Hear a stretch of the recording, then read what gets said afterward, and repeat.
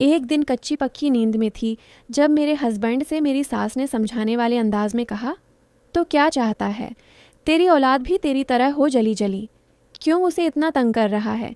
अगर तेरी औलाद को कुछ हो गया तो उसका जिम्मेदार कौन होगा? कभी सोचा है?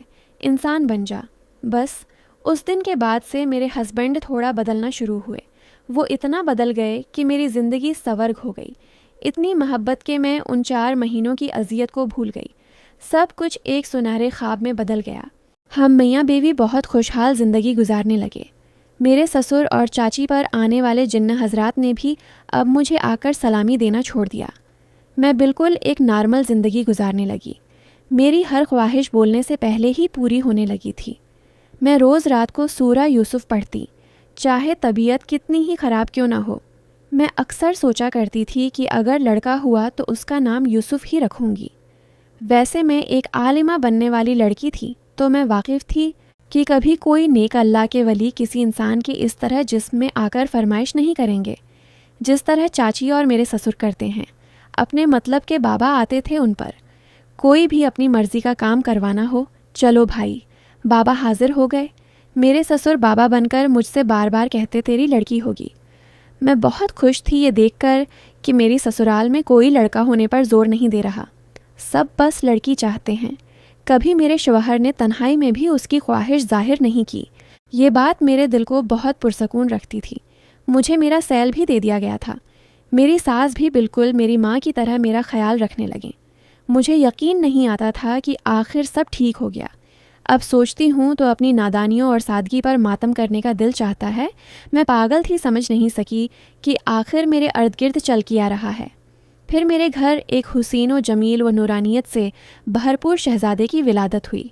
ऑपरेशन थिएटर में जब मुझे होश आया तो डॉक्टरनी ने बताया कि मेरा बहुत खूबसूरत बेटा हुआ है। यकीन माने, इस नीम बेहोशी की हालत में मैं कहने लगी, ऐसा कैसे हो सकता है? सब ने कहा है मेरी बेटी होगी। तो डॉक्टरनी हंसने लगी और यही कहते हुए मैं दोबारा बेहोशी में चली गई। मेरा बेटा हुआ था, इतना ही नूरानी जितना मैंने ख्वाब में देखा। मेरा बेटा इतना हुसीन था, नहीं लिखूंगी क्योंकि वो है। था का लफ्ज़ माजी के लिए इस्तेमाल होता है और मेरा बेटा आज भी इतना ही नूरानी है। जो उसे देखता है वो तारीफ़ी कलामात अदा किए बगैर रह नहीं पाता। मेरे हस्बैंड का रंग सियाह काला था। जब मेरा बेटा उनकी गोद में होता तो लोग यकीन नहीं करते कि वो उनका बेटा है। मेरे बेटे की खूबसूरती और नूरानियत के चर्चे पूरे ख़ानदान में थे। मेरे बेटे के होते ही सब बदलना शुरू हो गया। मेरी सास और चाची सास में जो हर वक्त लड़ाई रहती थी, वो अचानक मेरा बेटा पैदा होते ही दोस्ती में बदल गई। मेरे बेटे का नाम मैं यूसुफ न रख सकी। सास ने रखने ही नहीं दिया। मेरी सास ने मेरे बेटे का नाम ज़ीशान रखा है। ज़ीशान। मैं बच्चे का नाम पढ़ने ही वाला था कि अचानक तालियां बजना शुरू हो गईं। मैंने नज़र उठाकर देखा तो वालनास कंपटीशन जीत चुकी थी। मैं नावल पढ़ने में इतना महो हो गया था कि वालनास की पेंटिंग कब सिलेक्ट हुई और कब फर्स्ट प्राइज़ जीती मुझे कुछ खबर ही नहीं। लेकिन तालियां बजाने में मैंने कोई कंजूसी ना दिखाई। वो बहुत खुश नज़र आ रही थी। ज़ीशान देखो, वो सबसे पहले अपना सर्टिफिकेट मुझे दिखाते हुए बोली। उसका लहजा बता रहा था कि वो जीत की खुशी में अपनी खफगी भूल गई है। मैं अपना सेल जेब में रख उसका सर्टिफिकेट देखने लगा। बहुत बहुत मुबारक हो, मैंने मुस्कुराते हुए कहा। मुझे वाकई दिली खुशी थी उसके जीतने की। उसका चेहरा उस लम्हे खिलते गुलाब की मानंद खूबसूरत लग रहा था। वो हंसती हुई बहुत हुसीन लग रही थी। पता नहीं क्या कह रही थी मुझसे। मैं तो बस उस लम्हे उसका हुसीन सरापा देखने में खो गया था। क्या मुस्कुराए क्यों जा रहे हो? वो मुझे देख अलझकर पूछने लगी। जब उसने देखा कि मैं कोई रिएक्शन नहीं दे रहा तो मेरी आंखों के आगे चुटकी बजाने लगी। इस चुटकी के सबब मैं हवासों में लौटा था। क्या? मैं भूंचक्काकर इस्तिफसार करने लगा। तुमने सुना भी है? मैंने अभी किया। क्या कहा तुमसे? जब वालनास ने अब्रू उचकाते हुए ज़रा खफगी भरे लहजे से पूछा तो मैंने अपना चेहरा थोड़ा शर्मसारी से नीचे करते हुए अपना सिर खुजाते बड़ा भूला सा चेहरा बनाकर नफ़ी में गर्दन हिला दी। तुम? उसका चेहरा बता रहा था कि वो गस्सा पी रही है। उसके गस्सा पीने की अदा भी बड़ी प्यारी लगी मेरे दिल को। मैंने नोट किया था वो गस्से के वक्त बिल्कुल खामोश हो जाती थी। जो मेरे नज़दीक ज़हानत की अलामत थी। अच्छा ये छोड़ो, ये बताओ तुम्हारा भाई मुझे कैसे जानता है? मैंने तजस्सुस से पूछा था। तुमने मेरे सवाल का जवाब दिया, जो मैं दूं वो खफगी से कहती हुई मेरे हाथ से सर्टिफिकेट छीन कर जाने लगी। वालनास सूरी, मैंने शायद नोट नहीं किया, लेकिन अब मैं उसे बिला हिचकिचाहट सूरी कहता था, और एक बार नहीं बार बार कहता रहता जब तक वो मान न जाए। लेकिन जैसे जैसे हमारी दोस्ती बढ़ रही थी, वैसे वैसे उसकी नाराज़गी के वक्त में भी तवालत बढ़ती जा रही थी। वो अब एक एक हिफ्ते रोट कर बात नहीं करती थी, और मैं पागलों की तरह उसे मनाता रहता, क्योंकि जब तक उससे बात ना कर लूँ मेरा दिन ही नहीं गुजरता था। एक दिन का जिक्र है, मैं वानिया चाची के घर बैठा हुआ था। काफ़ी मज़ेदार बातें चल रही थीं। वानिया मेरी नहीं, मेरे अबू की चाची थी। मेरी तो दादी लगती थी रिश्ते की, मगर मैं भी अपने अबू की तरह चाची ही बुलाता। हाँ, अगर मेरा लड़ने और उनसे गालियाँ सुनने का मूड हो तो मैं ज़रूर उनको छेड़ने के लिए दादी बुलाता। जिस पर जो गालियों की बरसात मुझ पर शुरू होती, वो तो मैं लिखने से भी कासिर हूँ। हा हा हा हा। वैसे मैं बता दूँ, वानिया चाची पूरे ख़ानदान में जादूगरनी मशहूर थीं। जब मेरी उनसे तपी होती तो मैं उन्हें जादूगरनी कहकर ही बुलाता, जिससे उनके तन बदन में आग लग जाती, और फिर जदीद गालियों की डिक्शनरी इजाद होती जो इससे पहले कभी किसी ने न सुनी, न लिखी। ऐसे ही मजाक मस्ती में वानिया चाची ने मुझसे कहा कि तू भी ज़नमुरेद बनेगा अपने बाप की तरह। मैं शुरू से अपने बाप को बहुत बेचारा तसव्वुर करता था, और फबीहा को चालाक लोमड़ी। मैंने साफ कहा, हरगिज़ नहीं, मैं औरत को उसकी औकात में रखना जानता हूँ।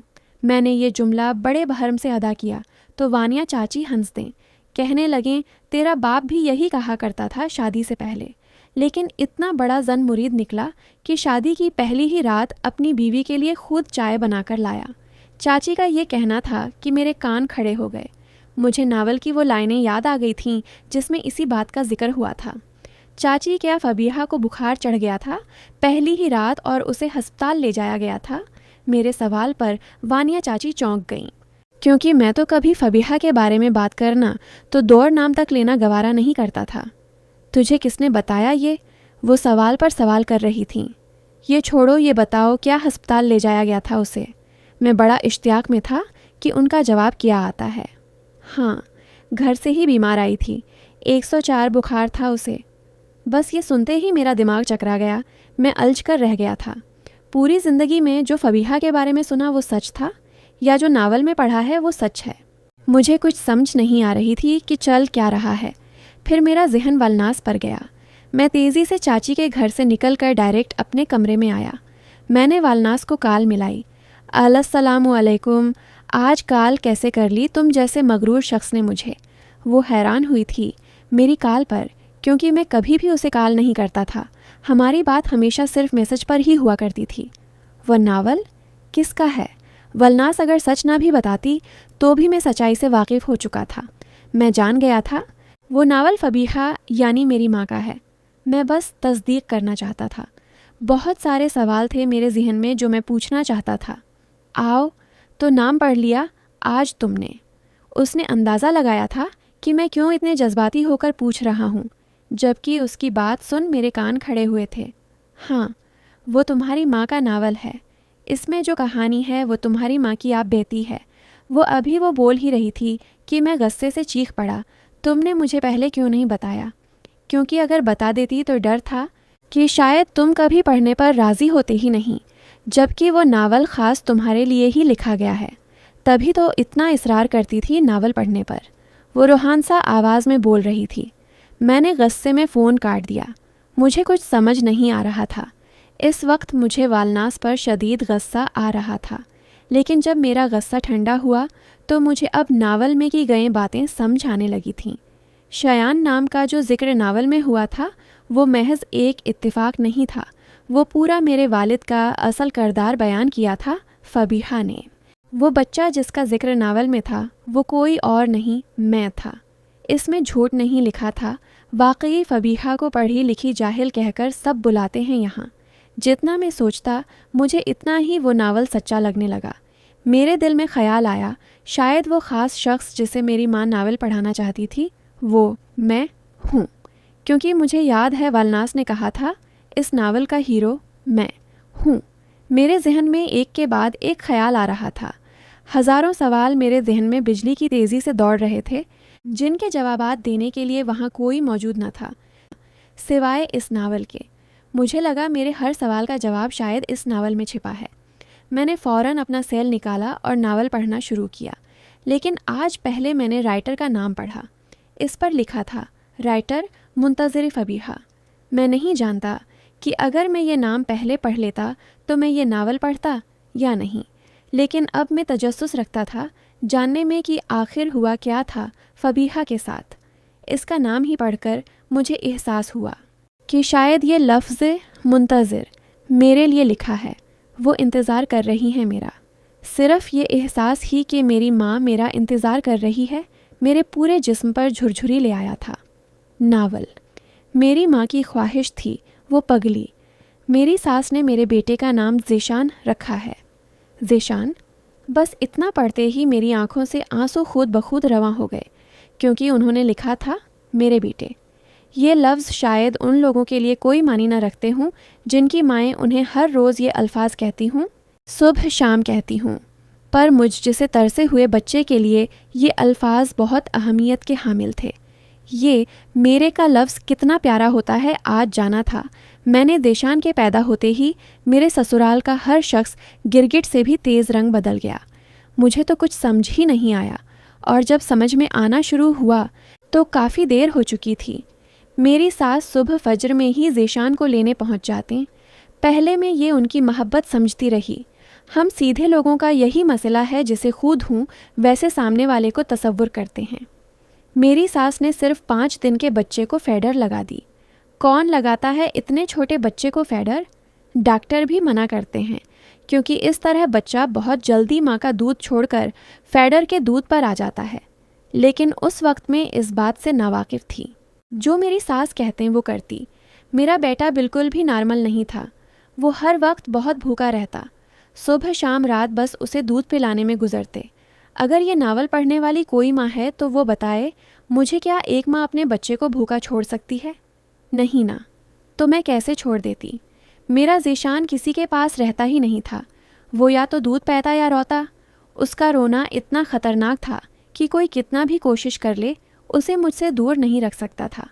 मेरी ससुराल में तो मेरे ससुर ही बाबा थे, इसलिए किसी और के पास जाकर दम कराने का तो सवाल ही पैदा नहीं होता था। मैंने जैसे तैसे करके 1.25 महीना काटा। इस पूरे 1.25 महीने में बस ज़ेशान को बैठकर हर वक्त दूध पिलाती रहती, जबकि मेरा ज़ेशान ऑपरेशन से हुआ था। ऑपरेशन के बाद मेरी कमर में वैसे भी बहुत दर्द रहता, और हर वक्त बैठकर दूध पिलाने के सबब अब मज़ीद दर्द बढ़ गया था। मेरी कमर दर्द से फट रही हो, इस कदर शिद्दत से तकलीफ़ होती थी मुझे। और भी बहुत मसाइल पैदा हो गए थे, लेकिन यह नावल जिस ख़ास शख्स के लिए लिखा जा रहा है वो अभी बहुत छोटा है। वो इन बातों को अभी समझने से कासिर है। लेकिन जिस दिन वो मुझे मिलेगा, मैं अक्सर सोचती हूँ एक एक बात उसे बताऊँगी, ताकि उसे पता चले मैं बेकसूर थी। सच बताऊँ, ये लिखते वक्त मैं रो रही हूँ, क्योंकि मुझे नहीं पता मेरी ये छोटी सी उम्मीद कितनी सच्ची है कि वो मुझे एक दिन ज़रूर मिलेगा, मिलकर मुझसे बातें करेगा, मेरे साथ होने वाले पूरे वाक़ये को तहम्मुल मिजाजी से सुनेगा। लोग तो बहुत कहते हैं झूठी उम्मीदों पर जीना छोड़ दो फ़बीहा, पर मैं क्या करूँ, मेरा दिल नहीं मानता। 1.25 महीना होने पर जब मैं अपने मैके रहने गई तो वहाँ मेरी सगी चाची, जिनका नाम मारिया था, वो भी सबकी तरह मेरे ज़ेशान को देखने आए। ये मारिया चाची वही हैं जिन पर मेरी ससुराल में आते ही बाबा आ जाया करते थे, लेकिन कभी भी मेरे मेके में नहीं आए। जब वो ज़ेशान को देखने मेरी अम्मी के घर आए तो उन पर बाबा आ गए। मेरा दिल चाहा इस वक्त कि अपना सर किसी दीवार से दे मारूं। ससुराल में क्या कम तमाशे लगाती थी मारिया चाची, जो अब मैके में भी शुरू हो गई थीं। अजीब अजीब बातें करने लगें। मेरा बेटा बस हर वक्त रोता रहता था, तो इस वक्त भी वो रो रहा था, तो उसे देख आंखें चढ़ाकर चीखते हुए बोलने लगें, यह तेरा बच्चा नहीं रो रहा, ये जिन्न के बच्चे रो रहे हैं। जब उन्होंने ये बात कही तो मैं पागल सी हो गई कि अब अपने ड्रामों में उन्होंने मेरे ज़ेशान को भी शामिल कर लिया है। वैसे जब भी उन पर बाबा आते तो मैं खामोशी से उनकी सारी बातें सुनती और मानती, लेकिन जब बात मेरे ज़ेशान पर आई तो मैंने उनसे सवाल किए, जिन के अक्सर जवाबात उन्होंने गलत दिए, जिससे मुझे पता चला कि उन पर कोई बाबा या जिन्न नहीं आते, वो सिर्फ नाटक कर रही थीं। लेकिन मैं इस बात को समझने से कासिर थी। क्या मिल रहा है उन्हें इस नाटक से? क्या मिल रहा है मेरी ज़िंदगी में मुश्किलात पैदा करके? अगले ही दिन मेरे हस्बैंड का फ़ोन आया। वो कहने लगे, मैं तुम्हें लेने आ रहा हूँ। मैं उनकी बात सुनकर हैरान रह गई। मैं पूरे 6 महीने बाद अपने घर आई थी। अभी आए हुए 3-4 दिन भी नहीं गुजरे थे कि वो मुझे अचानक लेने आ रहे थे। मेरे डैड ने परेशान होकर यूं अचानक मुझे ले जाने की वजह पूछी तो शयान ने बताया कि मारिया चाची के बड़े बेटे का उन्हें फ़ोन आया था।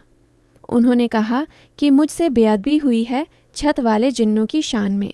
उनके बच्चे रो रहे हैं जो ज़ेशान की सूरत में हमें दिखाया जा रहा है। अगर उनसे माफ़ी नहीं मांगी गई तो वो ज़ेशान को मार देंगे। ये बात मेरे हवास उड़ा गई थी। ये बात तो मैं जान चुकी थी कि मारिया चाची नाटक कर रही हैं, उन पर कोई जिन्न नहीं आता, लेकिन मुझे ये समझ नहीं आ रहा था वो कैसे किसी के बच्चे के मरने का लफ्ज़ इतनी आसानी से अदा कर सकती हैं।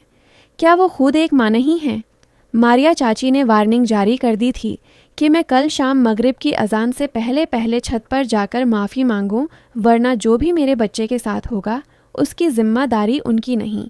मैं जानती थी वो झूठ बोल रही हैं, लेकिन एक माँ का दिल कैसे सुकून पाले इतनी बड़ी बात सुनने के बाद। मारिया चाची ने जुल्म की इंतहा की थी एक माँ पर। मेरे हस्बैंड इस वादे के साथ मुझे लेकर गए कि कल माफ़ी मांगने के बाद मुझे वापस मेरे घर छोड़ने खुद आएंगे, और ये बात मेरे ससुर ने भी फ़ोन करके बार बार मेरे वालिदीन से कराई। मैंने छत पर जाकर माफ़ी मांग ली, पर मेरे ज़ेशान का रोना बंद नहीं हुआ। मेरे ससुर और हस्बैंड अपने वादे से मुकर गए। मेरी हालत अभी काम करने के ख़ास तौर पर किचन में रोटी बनाने के बिल्कुल काबिल नहीं थी। हर वक्त दूध पिलाने के सबब मेरी कमर दर्द से फटती थी। मैं बहुत कमज़ोर हो गई थी। ऑपरेशन के बाद मेरी सास ने ज़ेशान को अब मुझसे छीनकर वानिया चाची के घर भेजना शुरू कर दिया, ताकि ज़ेशान की वजह से मैं काम चोरी न कर सकूं। वो अलग बात थी कि सबके सामने कहकर खुद को मजलूम दिखाते कि वो तो मुझसे कोई काम करवाती ही नहीं, सारे काम खुद ही करती हैं किचन में खड़े होकर। ज़ेशान को मुझसे हमेशा दूर रखा जाता। मुझे इतना तरस आते कि मैं अक्सर बैठकर रोती। मैं सीढ़ियों के पास आकर खड़ी हो जाती और हर एक से कहती, प्लीज़ मेरे ज़ेशान को ला दो। लेकिन कोई मेरी सुनता ही नहीं। जिसे देखो यही कहता कि वो तो नीचे सो रहा है, उसकी नींद खराब हो जाएगी। मुझे हमेशा ये बात अलझा देती कि वानिया चाची ऐसा क्या करती हैं ज़ेशान के साथ कि वो वहाँ जाते ही सो जाता है। मुझे डर लाहिक रहता था कि कहीं वो उसे कोई दवाई तो नहीं पिला रही हैं सोने की। यहाँ तक कि एक बार ज़ेशान की तबीयत बहुत ख़राब थी। उसे ठंड लग गई थी। उसकी तबीयत मज़ीद ख़राब ना हो जाए, इस डर से मैं उसे नहला नहीं रही थी। खून जमा देने वाली सर्दी में जहाँ बड़े बड़े मुना हाथ धोने में कपकपा रहे थे। मेरी सास पीछे पड़ी थी कि अपने बेटे को नहला। मैं राज़ी नहीं हुई क्योंकि ज़ेशान को पहले ही बुखार और उल्टियाँ लगी हुई थीं। मेरी सास को सफाई का फूबिया था। अपनी मिसाल सुना सुना कर मुझे तंग करते और गंदे होने के ताने देते। मेरे सास के बच्चों में और मेरे ज़ेशान में ज़मीन आसमान का फ़र्क था, और सबसे बढ़कर हर बच्चा एक अलग नेचर का होता। मेरा ज़ेशान बहुत कमज़ोर सा था, जबकि उनके बच्चे बहुत सेहतमंद हुआ करते थे। मेरी सास ने मुझसे छिपकर सुबह ही वानिया चाची के घर ज़ेशान को नहलाने भेज दिया। मैं फ़ौरन पहचान गई अपने बेटे को देख के कि उसे नहलाया गया है। मैंने अपनी सास से पूछा तो इस महाझूठी ने साफ इनकार कर दिया, जबकि वानिया चाची की छोटी बेटी मुझे खुद बताकर चली गई कि ज़ेशान को मेरी अम्मी ने नहलाया है आज। नहलाने के सबब मेरे ज़ेशान की तबीयत मज़ीद ख़राब हो गई, जैसा कि मुझे डर था। मेरा ज़ेशान पूरी रात उल्टियाँ करता रहा और मैं रोते रोते साफ़ करती रही। मुझे महसूस होने लगा था कि ये जालिम लोग मेरे बच्चे के पीछे पड़ गए हैं। मारिया चाची इस दौरान जब मेरी ससुराल आएँ तो इस बार उनके बाबा ने जो डिमांड की, इस पर घर में जंग छिड़ गई। छत का रास्ता बंद करो, हमें तकलीफ़ होती है उसके आने जाने से। इससे कहो अपने घर के रास्ते से आना जाना करे। मारिया चाची पर जब छत का जिन्न आया तो इसने मुझ पर चढ़ाई करते हुए कहा, वैसे इसे बाबा कहूँ, जिन्न कहूँ या मारिया चाची की ख्वाहिशात कहूँ, समझ नहीं पा रही मैं। पढ़ने वाले खुद ही इसका फ़ैसला कर लें। मेरे ज़ेशान को मार देंगे। ये उनके जिन्न बाबा ने मुझे वार्निंग दोबारा जारी की। मेरी सास वैसे तो चाची की हर बात मानती थी, लेकिन ये मानने के लिए तैयार न हुई। मेरी सास ने अब मारिया चाची को बुरा भला कहना शुरू कर दिया। कहने लगे नाटक कर रही है, हमारी छत बिल्कुल ठीक है। अगर मेरी सास की बात का एतबार किया जाए तो मेरे ससुर पर जो बाबा आते थे उनका क्या? वो जो बाबा बनकर मुझसे अपनी मर्जी के काम करवाते थे उनका क्या? इसका मतलब साफ था कि मारिया चाची की तरह मेरे ससुर भी सिर्फ नाटक करते हैं। लेकिन ये सब क्यों हो रहा था, ये बात मुझे अभी भी समझ नहीं आ रही थी। इसी दौरान मेरे भाई के लिए हम अपने चाचा की बेटी को देखने जाने वाले थे। मेरे वालिद ने फ़ोन पर कहा कि आपने कहा था कि हमारी बेटी को भेज देंगे जैसे ही वो छत पर माफ़ी मांग लेगी, तो प्लीज़ अब भेज दें। ये बात मेरे सास ससुर को कांटे की तरह चुभी, जबकि मेरे वालिद ने कोई गलत बात नहीं की थी। उन्होंने इस बात का भी तमाशा बना दिया। इस पर भी घर में खूब लड़ाई हुई। मेरे हस्बैंड समझे कि मैंने अपने घर वालों से फ़ोन करके कहा है कि मुझे यहाँ से लेकर जाएं, जबकि ऐसा नहीं था। मैंने उन्हें मैसेज पढ़ाए अपने भाई के, जिसमें साफ लिखा था कि हम तुम्हें लेने आ रहे हैं, तैयार हो जाओ। पापा ने तुम्हारे ससुर से बात कर ली है। मैं उनके घर की फरीकी नौकरानी थी, इसलिए मेरे हस्बैंड के मेरी सास ने कान भरना शुरू कर दिए कि ज़रूर इसने ही कुछ कहा होगा, तभी इसका बाप इसे वापस बुला रहा है। मेरे हस्बैंड गुस्से से बुरी तरह लड़ने लगे। मेरी सास की ये ज़बरदस्त खूबी थी कि जो बुराई थी वो पीछे करते, मेरे सामने सिर्फ अच्छी बनी रहने का नाटक करते। मुझे अब एहसास हुआ कि ये तो लड़वाकर तमाशा देखने वालों में से हैं। मैंने अपने हस्बैंड को बताया कि मैं अपने भाई के लिए लड़की देखने जा रही हूँ, इसलिए अचानक से मुझे बुलाया गया है। इसके बावजूद जब मैं वापस आई तो मेरे हस्बैंड का मुँह फूला हुआ था। मेरी सास मुझसे बहुत लड़ाई ये कहकर कि तूने मेरे बेटे की इज्जत नहीं कराई। मेरी सास ने इस बात पर जो हंगामा मचाया वो मेरे हस्बैंड को मुझसे बहुत दौर कर गया। अब सब कुछ दोबारा शुरू हो गया। मेरे हस्बैंड फिर खुद को मारने पीटने लगे। अब तो हम मियाँ बीवी के दरमियान लड़ाइयाँ होना शुरू हो गईं, क्योंकि मैं वाकिफ़ थी वो नॉर्मल लड़का है बिल्कुल। ये सब सिर्फ एक नाटक है मुझे अजियत में रखने का। मेरे हस्बैंड ने मुझसे पहली बार इस लड़ाई में कहा, बच्चे बिन माँ के पल जाते हैं। ये जुमला आज भी मेरी रूह को तड़पाता है। अब सोचती हूँ तो दिल चाहता है कि खुद को कौसो मलामत करूँ कि शयान के इतने बड़े जुमले के बाद भी मैं क्यों नहीं समझ पाई कि वो लोग क्या घटिया अज़ाइम रखते हैं मेरे हवाले से। मैंने रोते हुए कहा, बच्चे बिन माँ के पलते नहीं हैं, रोलते हैं। जाकर पूछो उनसे जिनकी माँ नहीं है। क्यों मेरे बच्चे को बिन माँ का करना चाहते हो? मैं इस जुमले से जितना चिढ़ती और सुनकर रोती शयान इतना ही ये जुमला अदा करते। अब तो हर वक्त का तकिया कलाम बन गया था ये रूह को तड़पाने वाला जुमला। काश मैं इस ख़ास शख्स को बता सकती कि मैं बेकसूर हूँ। मैंने अपनी पूरी कोशिश की सब ठीक करने की, लेकिन मैं उन चालबाज लोगों और उनकी मकारियों से हार गई। हाँ, मैं हार गई। मैं अकेली थी, कोई मेरा साथ नहीं देता था। मेरे हस्बैंड भी मुकर गए कि मैंने उन्हें अपने भाई के लिए लड़की देखने जाने से पहले बताया था। जब भी मारिया चाची आते, उनके आते ही मेरे ज़ेशान की अचानक से तबीयत ख़राब हो जाती। एक बार तो उसकी तबीयत इतनी ख़राब हो गई कि उसे अस्पताल लेकर भागे रात के 2 बजे। मारिया चाची का बस एक ही रिटाया जुमला, छत का रास्ता बंद करो, और मेरी सास उनकी ये बात मानने के लिए तैयार नहीं थी। फिर एक दिन मैंने अपने ससुर को कुछ ज़ोर ज़ोर से पढ़ते हुए देखा। मुझे पता चला वो जादू करते हैं। ये बात मैंने आकर अपने हस्बैंड को बताई, लेकिन शयान ने कहा कि उन्हें पता है। ये सुनकर तो मैं हैरान रह गई। उन्होंने कहा उन्हें अपने वालिदीन पर पूरा यकीन है, अगर वो उन्हें कुछ खिला पिला रहे हैं तो ज़रूर इसमें उन्हें की कोई बेहतरी होगी। भला जादू जैसे काम में किसी की क्या बेहतरी हो सकती है? ज़ेशान, जादू, ये पढ़कर तो मैं भी चौंक गया था। मेरे माँ के साथ क्या हुआ था, मुझे इसकी आज खबर हुई थी। वो मेरे लिए कितना परेशान थी, मुझे इसका एहसास नावल पढ़कर हो रहा था। मेरी माँ ने सच कहा था, बिन माँ के बच्चे पलते नहीं, रोलते हैं। मैं मज़ीद आगे पढ़ने लगा। इससे पहले मेरा सेल रिंग होना शुरू हो गया। फ़ोन वलनास का आ रहा था। मैंने अपने दिल के हाथों मजबूर कर काल रेसियो की। अस्सलामु अलैकुम वरहमतुल्लाहि वबरकातुहू। वन्नास बड़े प्यार से मुझे सलाम करने लगी। उसकी आवाज़ रूहानसा थी। वालेकुमुस्सलाम। क्या काम है? क्यों काल की है? मैं बहुत बेरुखी से गया हुआ, जिसका मुझे खुद भी एहसास था। तुम्हारी खैरियत जानने के लिए। बहुत परेशान हूँ तुम्हारे लिए। अगर वो ये बात न भी बोलती तो भी मुझे अंदाज़ा हो गया था कि वो परेशान है मेरे लिए। तो तुम्हारी इस दोस्ती का मकसद सिर्फ मुझे नावल पढ़ाना था, राइट? मेरे सवाल पर दूसरी तरफ सिवाय खामोशी के कुछ न था। तो मैंने सही गुमान किया, तुम्हारी दोस्ती मुझसे बेवजह नहीं थी। मैं तंजिया मुस्कुराया ये कहकर, मेरा दिल चोट खाया था उसकी दोस्ती को मतलबी पाकर। चाहे वजह कोई भी हो, मगर उसकी दोस्ती खुलूस से नहीं थी। प्लीज़ नावल पूरा पढ़ लो। इस सवाल का जवाब इस नावल में ज़्यादा बेहतर तरीके से तुम्हें मिल जाएगा कि मेरी दोस्ती तुमसे किस मकसद के तहत थी। प्लीज़। मुझे उसकी आवाज़ में शदीद दर्द महसूस हुआ। फबीहा की आप बीती से वालनास का क्या ताल्लुक़ हो सकता है, ये सोचकर मैं अलझ गया था। तुम फबीहा की कौन हो? मुझे तजस्सुस था ये जानने के लिए कि आखिर उसका फबीहा से क्या रिश्ता है। मैं फबीहा की ख्वाहिश हूँ, इसने निहायत रंजीदा लहजे में जवाब देकर कॉल डिस्कनेक्ट कर दी। मैं उसका जवाब सुन मज़ीद अलझ गया था।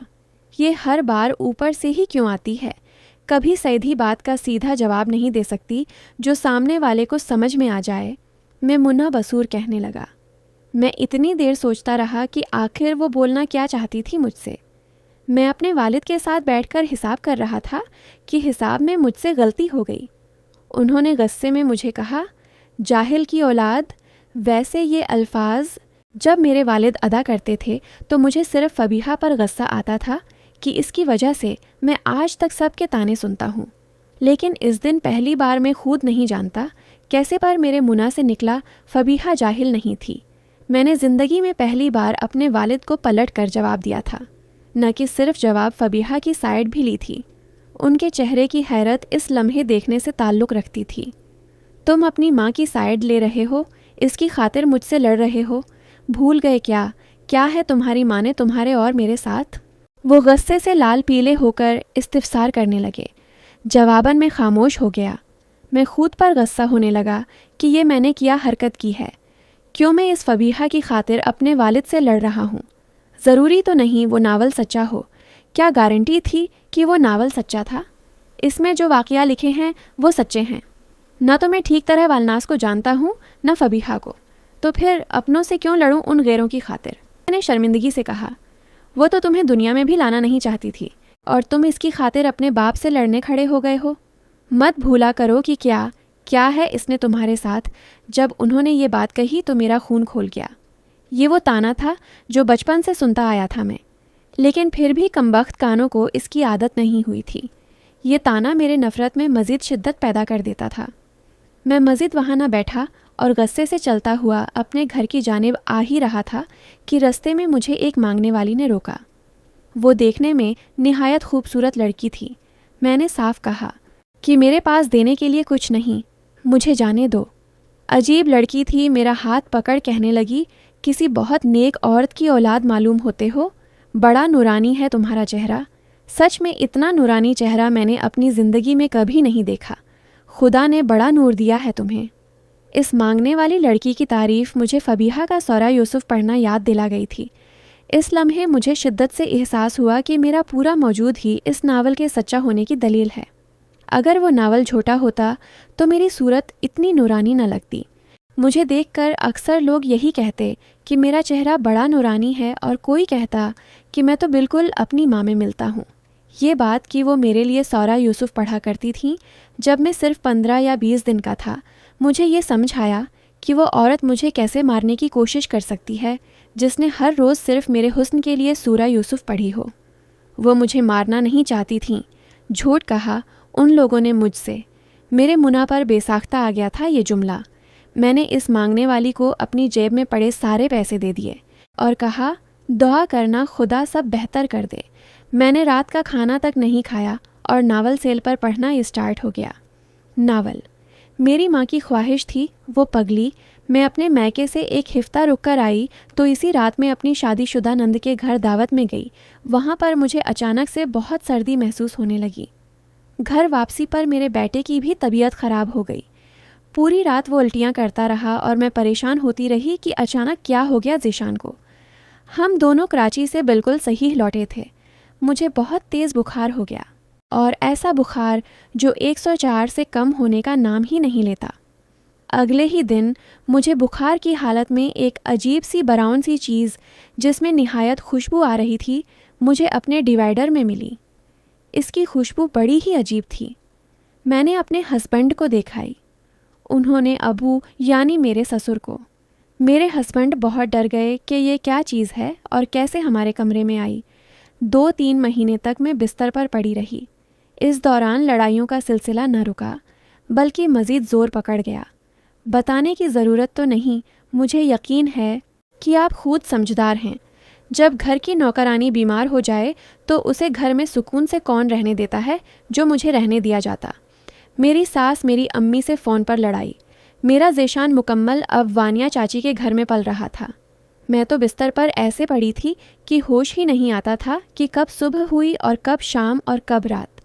मुझे अजीब अजीब ख्वाब दिखाई देने लगे थे। डॉक्टर ने मेरे बुखार की वजह सीने में दूध का जमा होकर पीप बन जाना बताया, जिसका जल्द से जल्द ऑपरेशन ज़रूरी था। मेरे हस्बैंड मुझे हमेशा यही कहते कि मेरे पास हराम का पैसा नहीं है तुम पर ज़ाया करने के लिए। मेरे ससुराल में सबको यही लगता था कि मैं नाटक कर रही हूँ। अब सोचती हूँ तो मुस्कुराती हूँ कि वो गलत नहीं थे।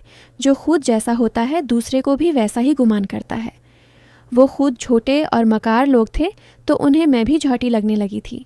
मुझे एक रात ख्वाब में नज़र आया कि एक शख्स मुझसे कह रहा है कि हम तुम्हें बीमार डालेंगे, एक से उठोगी तो दूसरी में डालेंगे और फिर यहाँ तक कि तुम्हें मार देंगे। ये ख्वाब मुझे डरा गया।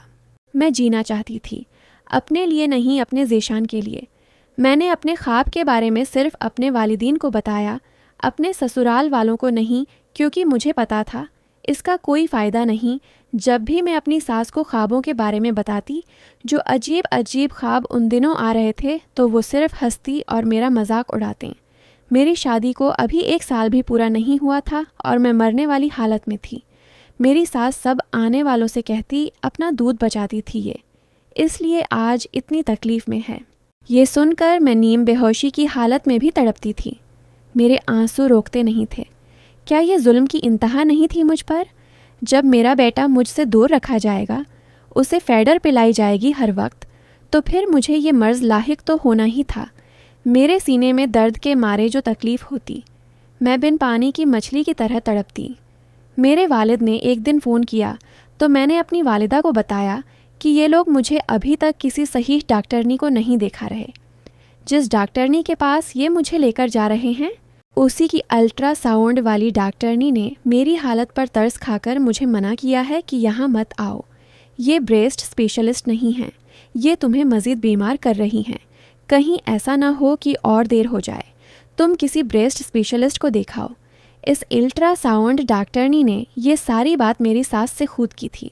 इसके बावजूद कोई मेरी बीमारी को सीरियस नहीं ले रहा था। जब मेरे वालिद ने ये बात सुनी तो उन्होंने कराची में स्पेशलिस्ट ढूंढना शुरू कर दिए और अपॉइंटमेंट भी ले ली। जब ये बात मेरे शौहर और मेरी सास को पता चली तो दोनों नाच गए मारे गुस्से के। मेरी सास कहने लगी, ऐसे कैसे हम अपनी बीमार बहू को कराची भेज देंगे इलाज के लिए? लोग क्या कहेंगे? हमारी इज्जत ख़राब होगी, लोग बातें करेंगे हमारे खिलाफ, कहेंगे बीमार बहू को कराची फेंक दिया। इसके बाद मेरे हस्बैंड ने मुझसे लड़ाई की और इसी वक्त मुझे लेकर एक ब्रेस्ट स्पेशलिस्ट के पास गए। कहने को मैं बहुत अमीर ख़ानदान की बहू थी, लेकिन मेरी चप्पल टूटी हुई थी। ये सोचकर कि कितना बोरिंग है ये नावल। मैं तो ये भी नहीं जानती कि उसके पढ़ने का ज़ौक़ कैसा है, वो पढ़ना पसंद करता भी है या नहीं। पर फिर सोचती हूँ वो मेरे वजूद का हिस्सा है और मैं पढ़ाई का कीड़ा थी तो मेरा दिल कहता है वो भी ज़रूर पढ़ाई का शौकीन होगा। ज़ेशान। इतना पढ़ने के बाद मेरे आंसू नहीं रुक रहे थे। मेरे आंसू मेरे सेल की स्क्रीन पर गिर रहे थे। मेरा दिल वो तकलीफ़ महसूस कर पा रहा था जो इस वक्त फबीहा पर गुजरी थी। हाँ, मैं वाकई आपके वजूद का हिस्सा हूँ। मैं भी पढ़ने का बहुत शौकीन हूँ और मैं इतना सा भी बोर नहीं हो रहा, बल्कि मेरी तो पूरी ज़िंदगी सुलझ रही है आपका नावल पढ़ने के बाद। मैं अपने आंसू साफ़ करते हुए कि रहा था।